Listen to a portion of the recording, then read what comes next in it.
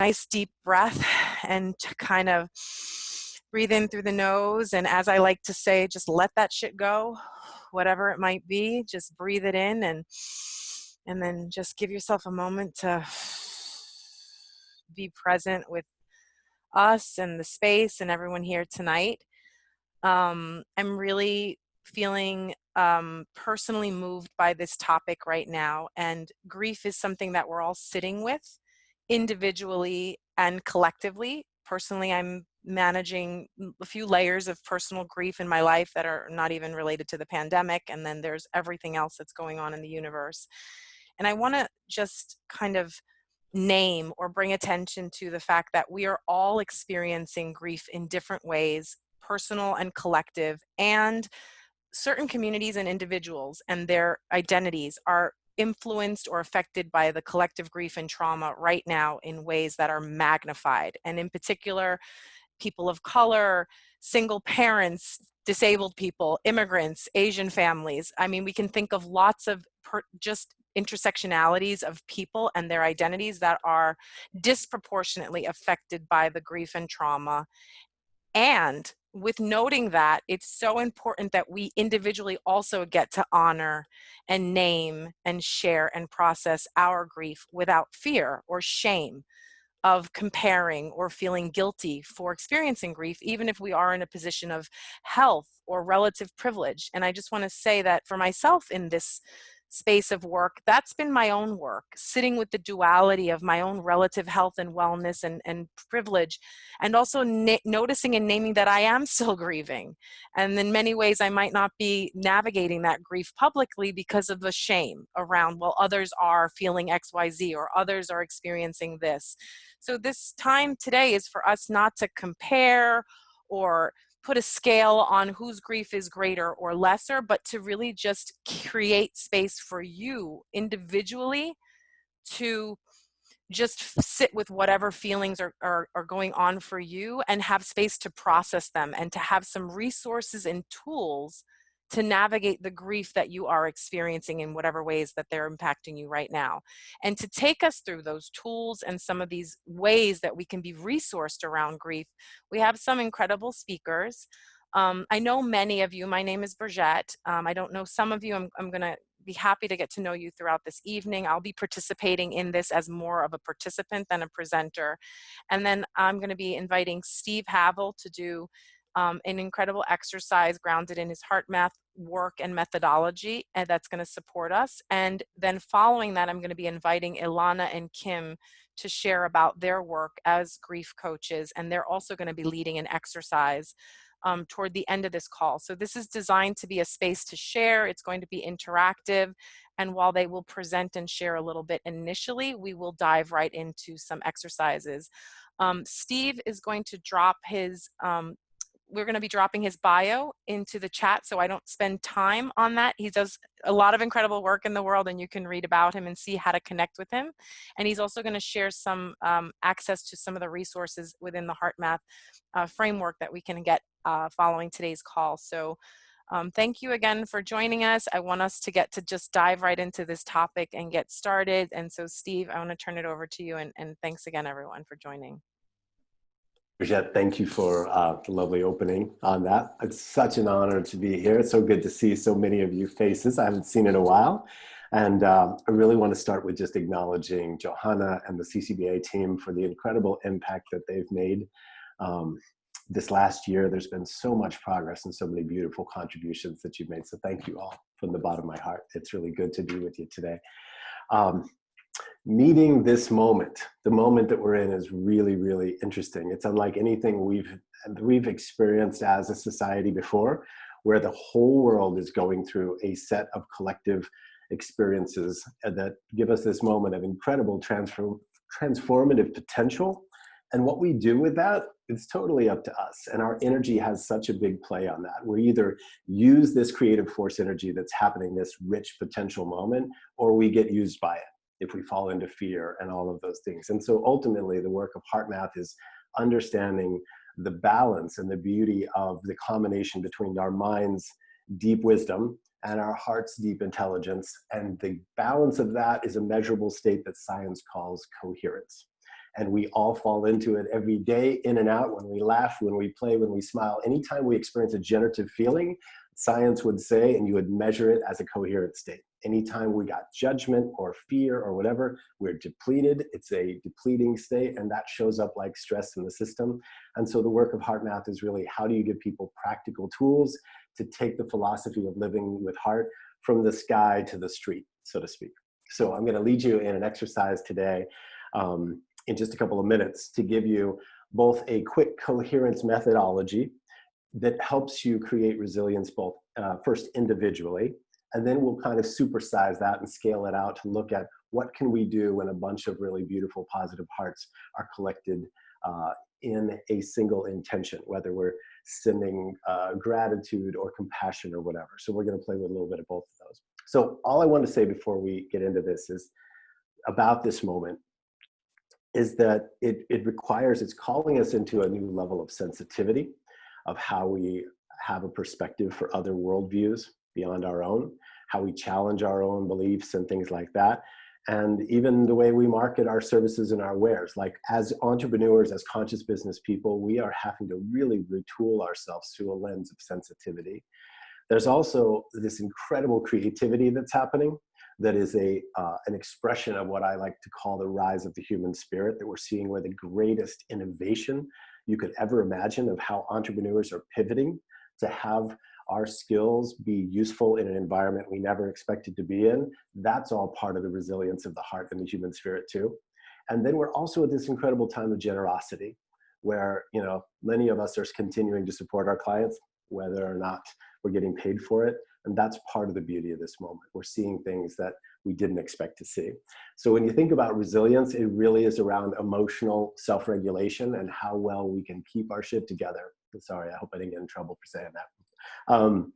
But basically, what I like to talk about is we got two buckets every day. We're either creating generative feelings that light us up, that change the weather in the room and what we are, or we've got that stinking thinking that's depleting us, and we all go through it every day. So in this exercise, it's called a heart coherence exercise or quick coherence. And what we'll do first is going to take it on like a meditation. I'll invite you guys just to get your feet grounded. We're going to do some deep breathing. We're going to spend just a couple of minutes here. And once we do our own personal work and give you those two techniques, then we'll do some stuff together and we'll bring it back home in just a minute. So the quick coherence technique.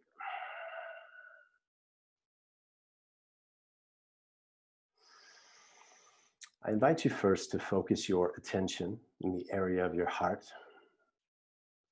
Imagine your breath is flowing in and out through the center of your heart or your chest area. And with each breath, just have it be a little deeper, a little longer than usual. See if you can extend the in and the out breath, 3 or 4 seconds.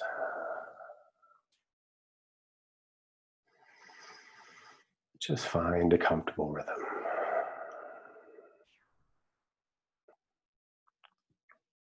We call this heart-focused breathing.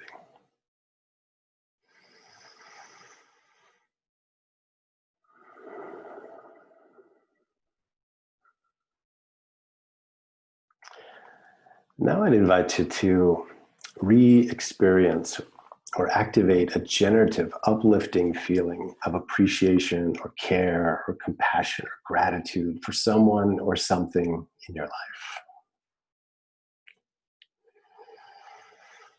It could be a favorite pet, a best friend, incredible memory that fills your heart.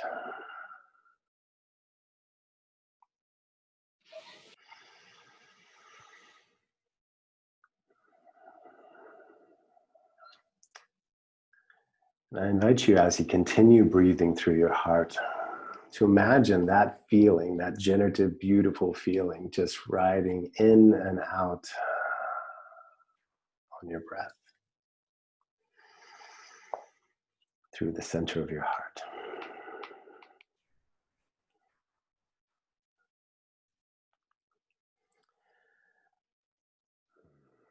This beautiful, simple technique can bring you home, take you off the ledge, reframe your physiology anytime as a personal practice.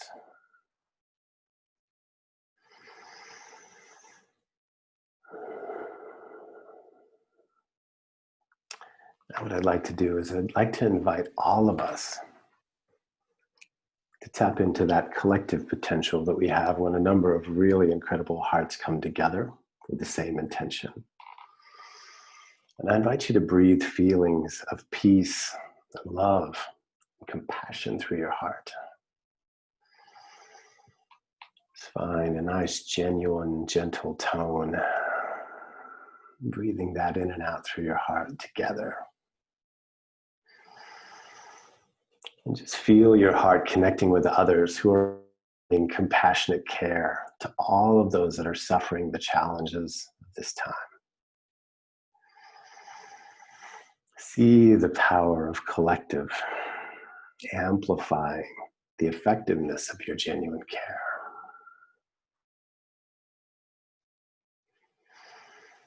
Let's take a moment to send our most sincere appreciation, love, and compassion to all the frontline providers and those that are helping behind the scenes while they're risking their lives. Just see them surrounded by love, compassion, and resilience as they serve selflessly.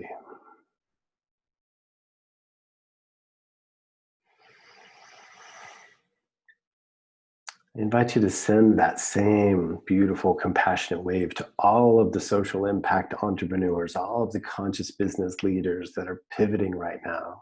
They're struggling right now to find ways to keep their entrepreneurial mission active and vibrant, being creative and resourceful.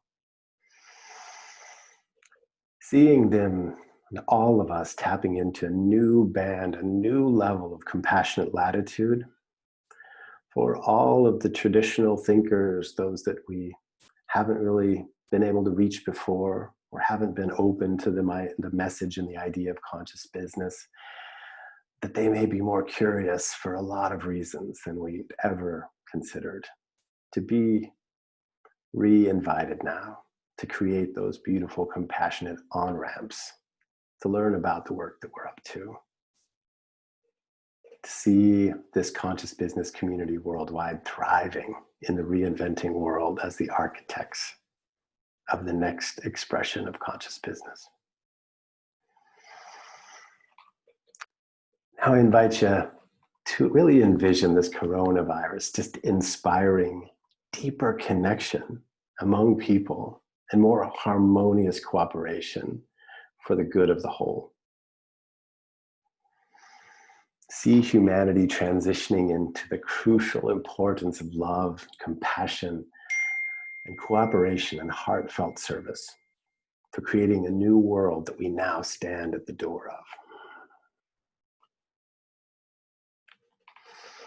Now let's close by radiating love and compassion into the planetary field environment, to seeing our collective heart energy easing and softening the mental and emotional impact of this challenging time, creating a sincere desire for the highest best for people who have passed away, and send the people who have lost loved ones your deepest compassionate care and heart warmth, for herein lies the most suffering and pain. Let's remember that loving and taking care of each other is the significant next step for magnetizing the needed solutions for personal, community, and global well-being. Humanity is just waking up from this beautiful extended nap. The new hope is in the air and being increasingly felt by so many of us.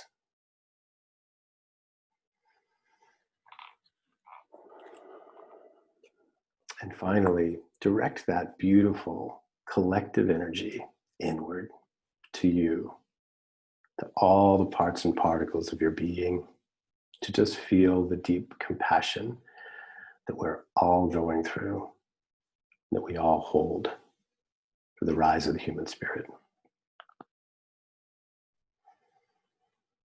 And when you're ready, just softly come back to the conversation, open your eyes, and just rejoin the party.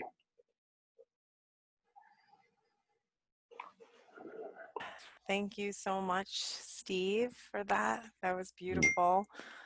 That last piece at the end really just resonated with me, and just want to name and notice how we can be in again the duality of compassion and love, and naming and feeling other people's grief and pain while making space for our own, and as a mom with a little girl right now, making space for joy and laughter and enjoyment, right? And feeling the duality of how we get to coexist in the complexity of all the emotions that we might be living with at once.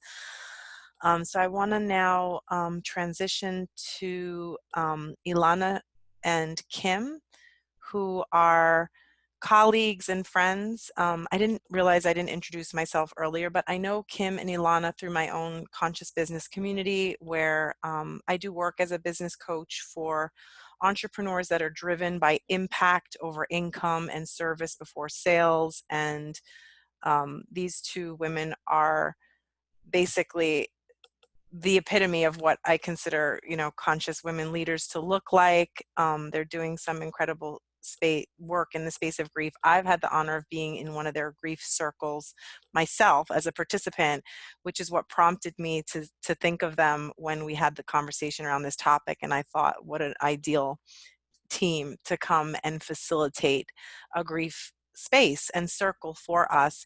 Both have a lot of experience with this topic, and I don't want to take up the time that they're going to have to do their work in sharing. So again, their bios will be in the chat, as well as a way for you to connect with them or with Steve, as well as accessing the resources that Steve mentioned. So I'm going to turn it over now to both of you ladies and say thank you so much for agreeing to be here tonight to do this, and take it away. Perfect Thank you. timing. So yeah, feel free to, if you want to just set the framework for what you're going to cover and what people can expect, and then Johanna will get the presentation organized for you to get started. But if you just want to give us a preview of how you want us to think about this time that we have for this evening together. Can you Yeah. see the screen? Yep. Can you see the slides? Okay. Yeah, we can see the slides. I think Johanna's just working out the moving through them part. No, that's But me. if that's you, so yeah, if you want to, we can see it perfectly. Perfect. Great. Thank you for that introduction, and thank you, Steve, for that heart math. That was beautiful. We're so honored to be here. Yes. Just want to thank you both. And that was my first exposure to heart math. So that was really, really cool. So thank you very much. So today, we just want to give you an overview of what we want to talk about. And in the interest of time, we're going to try not to go too fast, but there's a lot that we want to share with you. So we really encourage you to use the chat function of Zoom, and anything that comes up for you during our talk or any feelings or questions, please put it in the chat so that as a reminder to you, and that we can respond to, or maybe jot yourself a note down so that when we turn over to a grief circle at the end, we can make sure that you're seen and heard. So what we're going to talk about today is we really want to give you the definition of grief so that you can understand grief and how it manifests. And we're going to identify the many different types of grief. And we're also going to talk about grief specifically within the context of COVID. And then we're going to give you a couple of tools and discuss different types of support that's out there. And hopefully we'll have a good half hour to have a grief circle where we can all share together and witness each other. So we want to start off by saying, what is grief? And grief is the normal and natural reaction to loss of any kind. So it is normal and natural reaction to loss of any kind. Grief is also the response to a change in or end of any familiar pattern of behavior. And grief is also that feeling for reaching out for someone who's always been there and now they're no longer there. And that's both emotionally and physically. And so I really want to reiterate that grief is the normal and natural reaction to loss. A lot of what we hear about grief is not normal. And so I really want to normalize and validate feelings that come up for you around grief. And and to really think about what has changed, what patterns have changed in your life. And so much has changed, and we'll go into some detail on that. You may be already thinking, just with these definitions, of maybe some life experiences that you're going through right now, that you can go, oh, maybe that's actually grief that I'm feeling with that. And as you think of these different layers and experiences, know that grief is cumulative, and it can be cumulatively negative. We have this image here of this sculpture. You may have seen this image of just the weight of the rock of each loss that we carry and how it can really bring us to our knees. So we hope with this awareness and of what we share with you tonight, and some tools that we share, that you can navigate it a little more gracefully and have it feel more gentle. So this slide here can just begin to open up the different layers of grief that we can experience. And at micro and macro levels, on the world level, we are, we were watching the rates of transmission in different countries. We were learning how different countries who were a little further ahead of us in the transmission, of like how they navigated it. And all of that was on our consciousness. And same on the country level of different ways that people are responding to this. Racism has come up, and I mean, it's always there, but it's a part of our reaction of, and it's getting highlighted in new ways. Voting has been impacted. On the community level, we're seeing access to groceries and layoffs, and all the impacts of these changes are going to affect our own experience. And Brigitte spoke so well to this in the beginning, of the intersectionality and the different experiences that we're going to have based on our unique makeup, our unique parts of us that are going to impact how we show up during this time, and how these times affect us at different levels.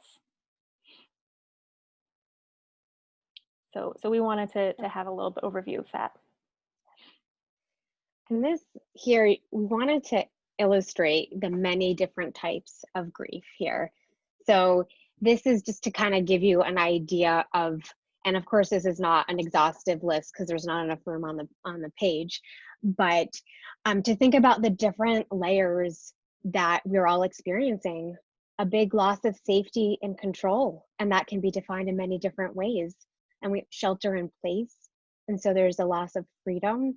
All non-essential businesses being closed, so there's effects on the economy, there's financial implications for that. A loss of connection, not being able to spend time with family, with community, loss of touch, and death, inability to be able to say goodbye. A lot of people are not able to say goodbye, and then not able to mourn together in community. And there's lots and lots of cancellations, weddings, religious holidays, Easter, Passover, Mother's Day, baby showers. And then when we think about in the context of schools closing and all of the grief around that, proms and graduations, lawyers unable to sit for the bar, extra stress on teachers. And so we can go on. And also change in routine. Change in routine is a big one, just not being able to go to your favorite places and get your favorite cup of coffee, or, and loss of mobility. And then on top of all of these, all of your past losses can be magnified. So the losses that we just talked about are mainly, specific to COVID, and then past losses, any past trauma or previous, or any loved ones who've died previously, previous natural disasters or health concerns. So you can really start to look at this and build a deeper awareness of the many different types of grief. And again, this is not exhaustive, but this is to use as an illustration to help get you to think some more. And we want to reiterate that everybody's grief journey is unique. There is no comparisons, because every single relationship is unique. So we never ever compare in grief. There's no grief Olympics. every single person's experience is experienced at 100%. So whatever you're grieving, it's okay, you know, and it doesn't take away or add to someone else's. And so it's really important not to minimize the grief that you are experiencing. And Brigitte eloquently spoke to that earlier. And it's important that we can both be hurting and grateful, and we can also acknowledge that we're grieving and that others are grieving also. And that's okay, because we all grieve at 100%. And another thing is, there's no statute of limitation on grief. There are no stages or timelines on grief. There's no roadmap, which is both a blessing and a curse. But important to know that there's no prescriptive way to grieve. And the truth is, we're not in the same boat. You know, all of our situations are very different, but we can all support each other. We can all do our part to support each other. And, you know, these are just a few ways that grief can show up for us. And, you know, we were speaking earlier to the layers of grief, and Alana had the slide up with all the different bubbles going off. And I don't know about you, it might have been overwhelming just looking at that and being like, oh my gosh, there's so many things that we're all experiencing, so much change. And that is a huge emotional drain.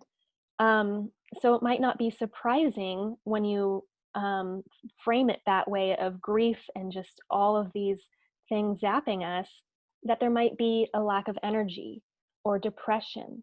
You might be more irritable, or wanting to isolate and, you know, being exhausted, being on Zoom all the time, or something. There are different ways that grief can show up for you. And again, that's another area where your grief experience is going to be unique. You may notice some of these in a loved one, and it may look a little different from how it's showing up for you, but it's good to have the awareness of how it can look. And, you know, grief can be very misunderstood because it can be a taboo subject, and there is so much information out there, and a lot of myth and misinformation about how we are supposed to grieve, what's okay, what it's supposed to look like. And, you know, in the interest of time, we're not going to dive into all of these, but we wanted to have them up there. If you want to reach out and learn more about this, you can feel free. Our email's in the chat, but just for now, this is just to build some awareness that there's plenty of misinformation that doesn't help us with navigating grief. And there are no stages of grief. I'm gonna put that out there again. Yeah, and Kim, I just wanted to note, because you and I are both parents, it's interesting to think about also how grief is manifested differently by age. So, you know, as parents, we know that children will manifest grief in ways sometimes that are mistakenly thought to be illness, or, you know, tummy aches, or they might manifest grief in their bodies in ways that adults don't. So those are really, I just thought that was a really important point. Definitely. And I'm seeing that right now. My family's going through loss, and it's showing up very differently for my 4-year-old than for my husband and me. So that's another good thing for us to be aware of. Yes. Yeah, thanks for bringing that up. It's really, really important with both the little people and the older people, that we all grieve differently. So we want to give you a few tools, and then leave a lot of time for us to have a good conversation. And one of the biggest, most powerful tools is to be a heart with ears. And you can see our cute little hearts with ears up there. And it's to give you that illustration that whenever you don't know what to say, come back to this image and come from a place of compassion. And that's what it means to be a safe person. Now, what's a safe person besides a heart with ears? It's someone who's not going to judge. It's someone who's not going to analyze. It's someone who's not going to try to fix. It's someone who's not going to compare. It's someone who's going to listen, like a heart with ears. And so I really want to reiterate that. And that's a way that you can help yourself, because you can say to someone, hey, I need you to be my heart with ears and safe person. And this is what I need you not to do. I need you to not try to fix. I need you to not give me advice and listen. And it can be very powerful, and it's also very helpful for other people to support you and to create that space for others. And so really want to reiterate the heart with ears. When in doubt, just come back to this cute little image of heart with ears, and it will guide you and bring you back to your heart, not to your head, because grief is emotional. Grief is not intellectual. And we've discussed this a bunch in many different ways, but to name the emotions, and we hope by giving you the illustrations that we've given you today that it can kind of help you start to see what's going on in your life and be able to name certain things. A lot of people that we've spoken to didn't realize that a change in routine is also a grieving experience. And so being able to name the experience is very, very powerful and can be very healing. So we hope that you'll be able to start to name those emotions, after today. And, all of this can help you to start to build that awareness and that acceptance of what's coming up for you. And that's really powerful to have that name for what's coming up, to be able to say like, okay, this is my loss of routine. This is my loss of trust, my loss of security. And have that sense of relief of being able to really pinpoint why you're feeling what you're feeling, and find that space, like Alana was saying, of to get heard. And we start to heal the moment that we start to feel heard. So that's a good first step. And while we're building awareness and acceptance for our experience, we can also draw that awareness to what are the tools in our toolbox that are working for us, and what are some that we might need to replace with more appropriate tools or more effective tools. But we put in here, the stop shooting yourself, because we really want to remind everyone to just be gentle, give yourself some grace. We're in unprecedented times. Grief is just a factor of life, but there are so many more layers of grief right now that we don't typically experience all at once. So if there's ever a time to be gentle with yourself, it's right now. So, we have some tools here that can help you, but again, be gentle and let it go at the pace that makes sense for you. There are no shoulds in grief. The only should is that you should drink water, actually, because crying is dehydrating. In all seriousness, like if you are crying a lot, it is good to make sure that you are drinking water. So that's literally the only should in grief. But so we also want to make you aware of that there are different types of grief support. And because everyone's grief is unique and individual, some people need different kinds of grief. And so we want you to know that outside of traditional therapy, there's bereavement counseling and coaching. There are drop-in support groups that are not attendance-based. And then there are peer support, both one-on-one and groups. And then there's also the grief recovery method, which both Kim and I are certified in, which is an evidence-based, action-based program, which is much more structured than typical support groups and does require attendance. So we just want you to know that there are lots of different types out there. If you have any questions, please reach out to us and we're happy to share even more, but really want you to know what is out there, because I think a lot of people don't realize how many different types of grief support are out there. So bringing it all together, just really, really want to hone in how grief is normal and natural. It's normal and natural, and your grief is valid. And everybody's grief journey is unique and individual, and we don't compare at all because your grief is unique and individual. And there are many, many layers on a macro level, on a micro level. There are just many layers of grief right now in so many different ways. And just please, we ask that don't minimize your grief and don't minimize someone else's grief, because they're all valid. And just some tools, just be the heart with ears and create a safe space, and to build the awareness and acceptance, and to please be gentle with yourself and others. People act differently when they're grieving. I know when I'm grieving, I am not the sweet, nice person that I usually am. But so just to, really see others and how everybody grieves differently. So now we're going to switch gears. And we want to open up for some opportunity for questions and discussion, and really be able to share some of what's coming up for you during this time. I see there's some comments in the chat already. That's wonderful.